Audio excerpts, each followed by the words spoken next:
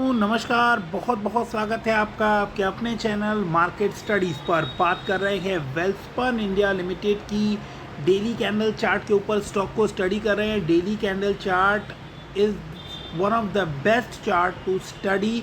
ये सबसे best time frame होता है अगर आप चार्ट स्टडीज़ करना चाह रहे हैं तो 53.99 का RSI जो है वो आपको यहाँ स्टॉक में स्ट्रेंथ दिखा रहा है। और अभी जो तेज़ी RSI के अंदर देखने को मिल रही है ये एक अच्छा मोमेंटम जनरेट करती हुई नज़र आ रही है। कुछ इंपॉर्टेंट लेवल्स है जिनको ब्रेक करता है अगर स्टॉक रेजिस्टेंस लेवल, तो आपको इस स्टॉक के अंदर बड़ी तेज़ी देखने को मिल सकती है। 12 के लेवल पर RSI आता हुआ दिखाई दिया था। एक अच्छी रैली जो है वो RSI के लेवल पर आपको देखने को मिल रही है। 53.99 का RSI जो है वो इंडिकेट कर रहा है कि स्टॉक जो है वो बहुत ही अच्छे मोमेंटम में फ़िलहाल आपको नज़र आ रहा है।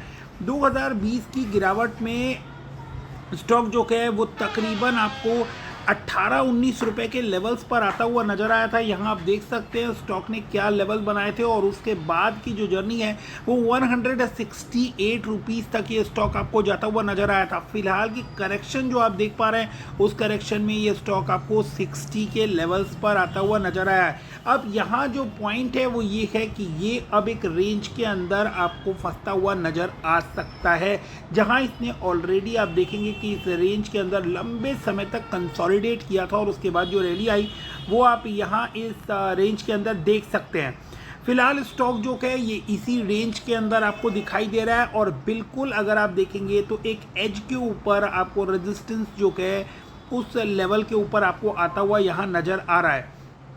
अगर स्टॉक इन रेजिस्टेंस लेवल को यहाँ निकाल देता है तो इस स्टॉक के अंदर जो लेवल्स आपको देखने को मिलने वाले हैं वो वापस वही मल्टी बैगर लेवल्स आपको देखने को मिल सकते हैं।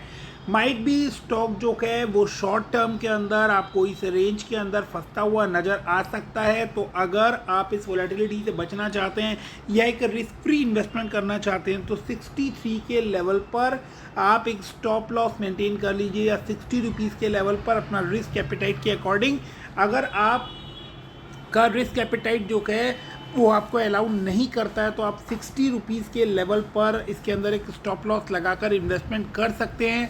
अगर स्टॉक आपको इन लेवल से यानी 75 के लेवल से रेजिस्टेंस लेता है तो आप यहाँ कहीं जो है आप इन लेवल्स के आसपास आप इसके अंदर बाइंग इनिशिएट कर सकते हैं और 60 रुपीज़ के स्टॉप लॉस के साथ इस स्टॉक के अंदर बने रह सकते हैं।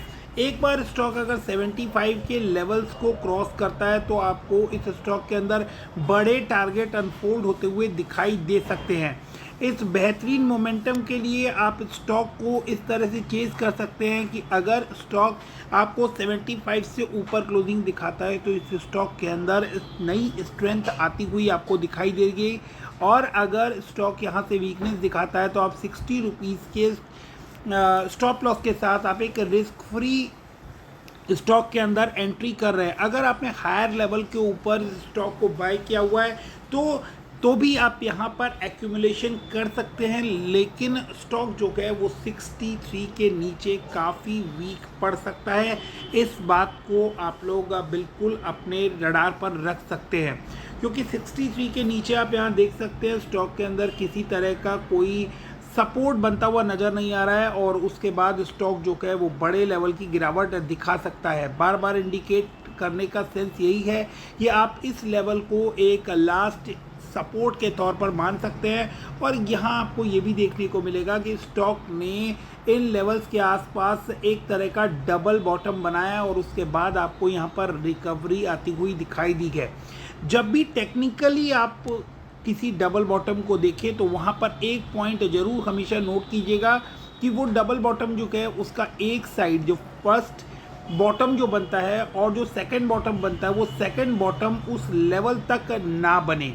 यानी जो फर्स्ट बॉटम का जो प्राइस है और जो सेकंड बॉटम का प्राइस है उसमें एक डिफरेंस होना चाहिए। अगर सेकंड बॉटम जो है वो ऊपर की तरफ आपको बनता हुआ नज़र आ रहा है तो वो इंडिकेट करता है कि स्टॉक में अब आपको बड़ा मोमेंटम देखने को मिलने वाला है। तो इन टेक्निकल इंडिकेटर्स को और टेक्निकल लेवल्स को चार्ट के ऊपर लगा कर रखिए जिस तरह का आरएसआई का लेवल 56 के लेवल पर आरएसआई आपको देखने को मिल रहा है और जिस तरह के मोमेंटम में इस समय आरएसआई आता हुआ दिखाई दे रहा है, डेफिनेटली ये इन लेवल्स को क्रॉस करता हुआ नजर आएगा। और एक बार 75 का लेवल्स क्रॉस होता है तो आपको बहुत ही जल्दी ये स्टॉक तगड़ा मोमेंटम पकड़ता हुआ दिखाई दे सकता है। शॉर्ट टर्म में स्टॉक वॉलेटाइल रह सकता है, इस बात में कोई दो राय नहीं है। तो इन बातों को जो है आप इस तरह से कंसीडर कर चल सकते हैं कि शॉर्ट टर्म के लिए स्टॉक वॉलेटाइल रह सकता है, मिड टर्म में 75 के ऊपर अच्छे टारगेट निकल कर आ सकते हैं एंड 60 रुपीज़ के नीचे स्टॉक जो है